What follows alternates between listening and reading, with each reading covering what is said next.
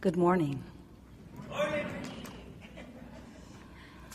We are extremely pleased that you are here. It is good to come together for the purpose of co-creating. Do you agree? Yes. Yes.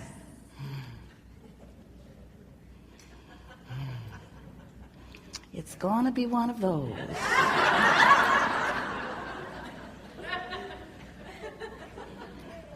Well, there is nothing that we would rather than that you are full of yourself. It's true. Tuned in, tapped in, turned on to the fullness of who you are. You're knowing what you are wanting. You are appreciating knowing what you are wanting. You like to know it even before it gets here. Do you enjoy? Now, this is an important question, and your answer matters a great deal. So don't just blurt it out. Think about it.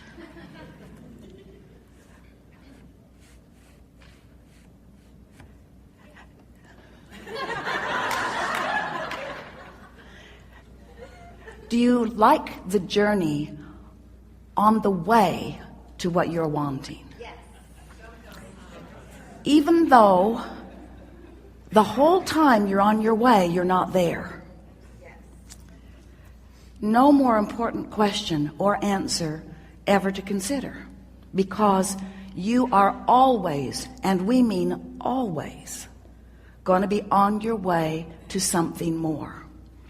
And if the not enoughness because I'm not there-ness is so powerful within you, then you mute your vibrational output.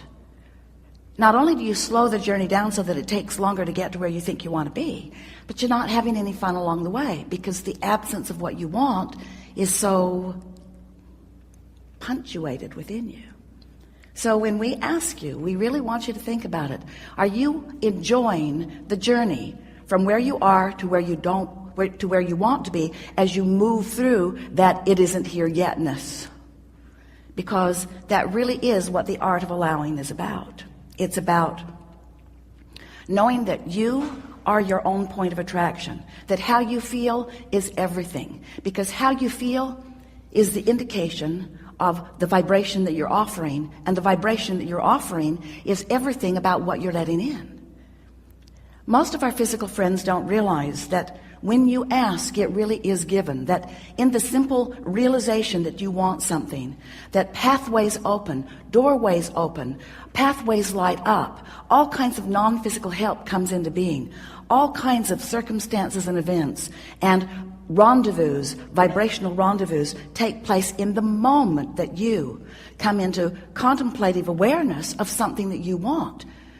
If you could see an aerial view, you would never again worry, because in the slightest wish or hope, and certainly in those stronger desires, pathways light up that are so vivid that those of us who are aware of these pathways wonder why any of you would ever worry, and then we remember that the reason you worry is because you can't see the path. So we want to make you aware of it. We want you to feel the path even if you can't see it. Esther will say to us from time to time, well, light it up a little brighter, will you? Make it a little bit more evident. And we say, you say that you want that only when you're standing in the darkness and you can't see the light. But when you're standing out there, tuned in, tapped in, turned on, you want everyone to get out of your way because you want to be the creator of your own experience. You don't want someone else doing it for you, but we just want to let you know. No one else is doing it for you, but you have infinite intelligence helping you along the way. And if you could just be a little less aware of what's not going right now the way you think you want it to be, and a little more aware of what is going the way you want it to be, so that you're tuning yourself to the highest frequency of your highest good, then those pathways would be more evident to you. And we want to stop for emphasis and punctuation. That is what the best of life is about. When you want something and you believe it and you're on your way to it and you're joyfully romping down the path on your way to it. When you go on vacation or you get on a journey, you get out on the road going someplace, you're not there when you first start, but you don't freak out because you're not there. You expect there to be some journey along the way. But we have to say, friends, we love you very much. You know what's coming after that phrase? We love you very much, but you do complain on your journeys. You do. You complain on your journeys. And we take that as a good thing, not as a bad thing. We mean it as a compliment in this sense. At very deep levels, sometimes so deep, at very deep levels, you know things are supposed to work out for you. You do. And when they're not, there is a sort of freaking out that is natural. We understand that. But we want you to know a whole lot is working out before there is a manifestation that you can show to others. And if you can be a little less hung up on the manifestation that you want to show to others, and more tuned to the feeling of adventure, to the feeling of joy, don't you just love it when you want something in general terms and you don't exactly know how it will play out? Oh, you've got some ideas about how you would like it to play out. But the reason that you want whatever it is to play out in more detail is because you believe that in the manifestation of it you will feel better. So when you are moving toward it and you know how when you want something and it hasn't yet manifested, but you have this general sense of it, and then ideas start to come to you, don't you like that feeling of idea? Don't you like that feeling of inspiration? You do when that feeling of inspiration is accompanied or allowed on this basic platform within you of expecting good things to come. So if you could just develop a sort of general basis of beingness that goes sort of like this. I don't exactly know how it's going to be or who it's going to be or when it's going to be or where it's going to be, but I know that it's going to be really good and that I'm going to know it when I see it. In fact, I know that I'm going to know all the steps along the way, because feeling your way to the next manifestation and the next manifestation and the next manifestation is what the most of your life is about.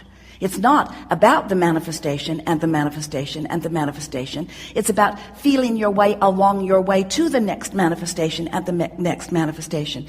Hear that. That's really an important thing. Because if it were the other way, if it was just manifestation, I want it, boom, I want it, boom, I want it, boom, I want it, boom, we promise you this would be a seminar on de-manifestation.